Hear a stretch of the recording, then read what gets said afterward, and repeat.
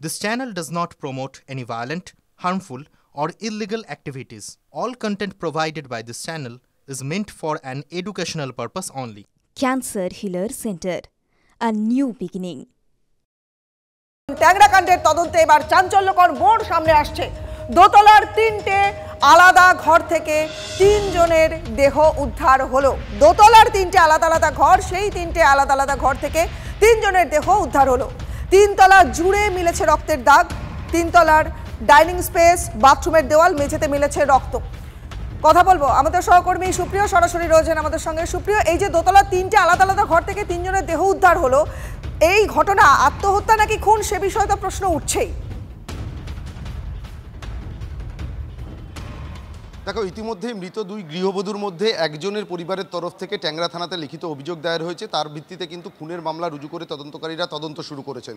অন্যদিকে এই পরিবারেরই 3 সদস্য যারা আহত অবস্থাতে বাইপাসের একটি বেসরকারি হাসপাতালে ভর্তি রয়েছে, তাদের যে বয়ান, সেই বয়ানে কিন্তু বেশ কিছু অসঙ্গতি রয়েছে। এবং তার পাশাপাশি এই যে বাড়ি, এই যে ট্যাংরার যে বাড়ি, এই বাড়ির ভিতর থেকে তারা যে তথ্য প্রমাণ পেয়েছেন, তার সঙ্গে বয়ানের বেশ কিছু জায়গাতে অসঙ্গতি। আর সেই বিষয়গুলোই কিন্তু এখন তদন্তকারীরা স্পষ্ট হতে চাইছেন।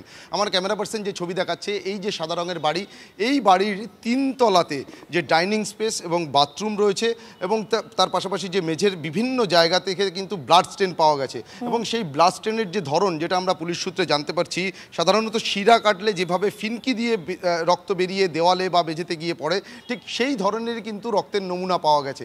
তার পাশাপাশি একটি পেপার কাটিং নাইফ, সেটাও কিন্তু এই বাড়ির 3 তলা থেকে উদ্ধার হয়েছে। কিন্তু একেবারে দোতলাতে যদি আমরা চলে আসি, যেটা পুলিশ সূত্রে খবর, গতকাল যখন দেহ উদ্ধার হয় তখন এই বাড়ির দোতলার 3টি আলাদা আলাদা ঘর থেকে কিন্তু 3 জনের দেহ, 2 গৃহবধূ এবং 1 কিশোরী, তাদের দেহ উদ্ধার হয়। আর এখান থেকেই তদন্তকারীদের যে বিষয়টা ভাবাচ্ছে, তাহলে কি হাতের শিরা কাটার যে বিষয়টা, সেটা কি 3 তলাতে ঘটেছিল, এবং সেটা যদি একেবারে সুপ্রিয় এইদিকে নজর থাকবে, কারণ এই ঘটনা 3 তলায় ঘটেছিল নাকি 2 তলায় ঘটেছিল, পুলিশের তদন্তে এই রহস্যের উন্মোচন অবশ্যই তো ঘটবে। তুমি নজর রাখো।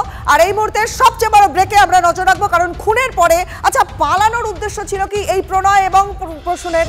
সেই কারণেই কি মোবাইল ফোন বাড়িতে রেখে যান এই দুই ভাই, প্রণয়, প্রসূন এবং তাদের স্ত্রী রমি, সুদেষ্ণা। তাদের ফোন এখন পুলিশের নজরে, এবং ফোন পুলিশের নজরে আসার অর্থই হলো বেশ কিছু তথ্য সামনে উঠে আসতে চলেছে।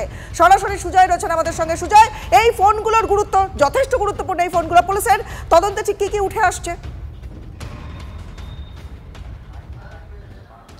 দেখো রনিবা, পুলিশকে প্রথমেই যেটা ভাবাচ্ছে যে রাত 12টা 52 নাগাদ যখন তারা এই বাড়ি থেকে বেরিয়ে যাচ্ছে গাড়ি করে, তখন তাদের সঙ্গে 2 ভাইয়ের সঙ্গে তাদের ব্যবহৃত যে মোবাইল তাদের সঙ্গে ছিল না, তারা সেই মোবাইল বাড়িতে রেখে গিয়েছিল।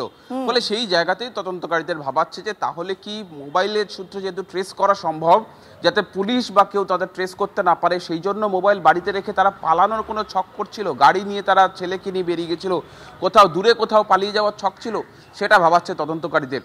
এবং সেই জন্যই 2 ভাইয়ের 2টি মোবাইল যেটা বাড়ি থেকে উদ্ধার করা হয়েছে, এবং একই সঙ্গে দুই বউ, এই বাড়ির 2 বউ, তাদেরও 2টি মোবাইল, মোট 4টি মোবাইল তদন্তকারীরা বাজেয়াপ্ত করতে সক্ষম হয়েছেন।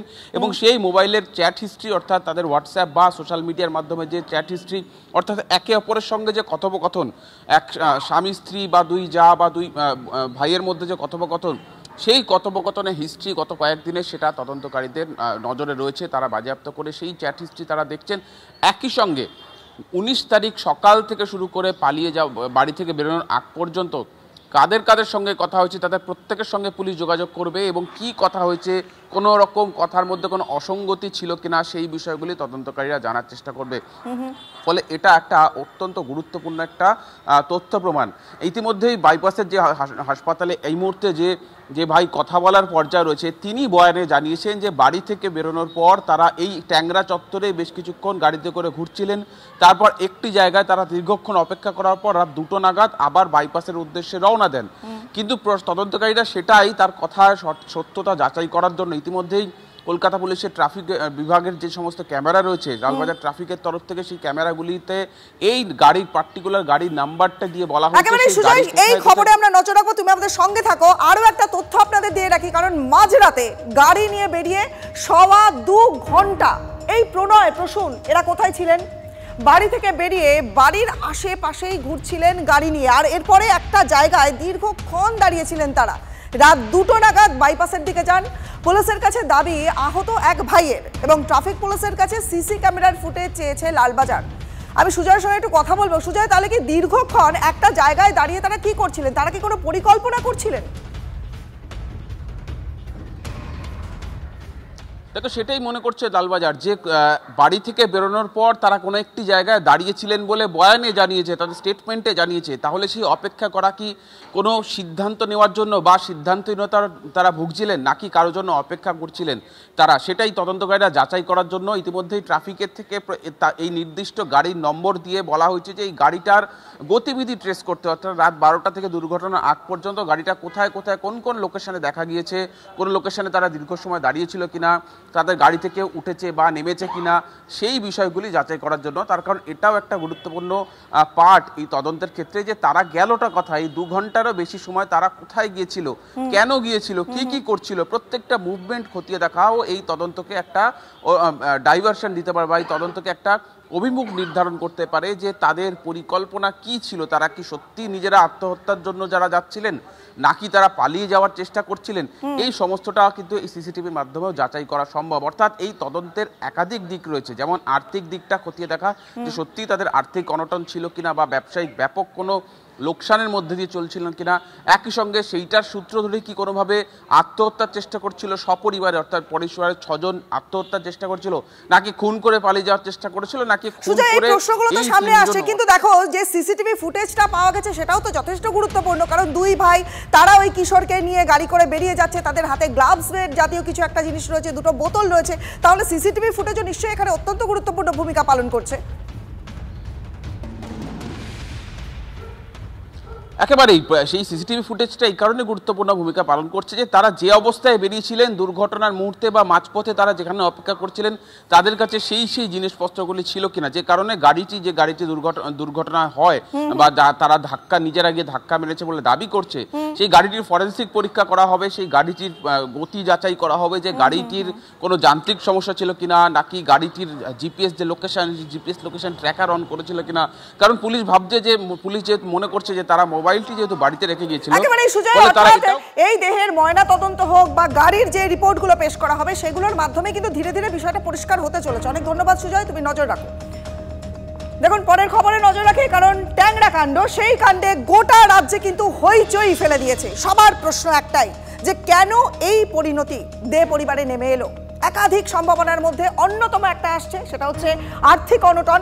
কারণ ব্যবসায় নাকি ইদানিং খুব একটা ভালো যাচ্ছিল না তাদের, বাজারে অনেক টানা দেনা পাওনা ছিল। দে পরিবারের চামড়ার কারখানায় গিয়ে পাওয়া গেল একটা নতুন তথ্য। সচ্ছল অবস্থাপন্ন পরিবারের নির্মম পরিণতি দেখে অনেকেই চমকে যাচ্ছেন ব্যবসায়ী পরিবার, কিন্তু সেই ব্যবসায় নাকি গত কয়েক বছর থেকেই মন্দা চলছিল। কারখানার শ্রমিকরাই বলছেন সেই কথা।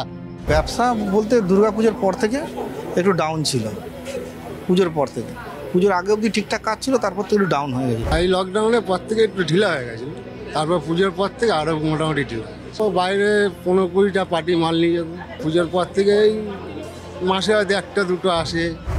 শুধু শ্রমিকরাই নন, দে পরিবারের ব্যবসায়িক পার্টনারও বলছেন একের পর এক চেক বাউন্স করেছে তার।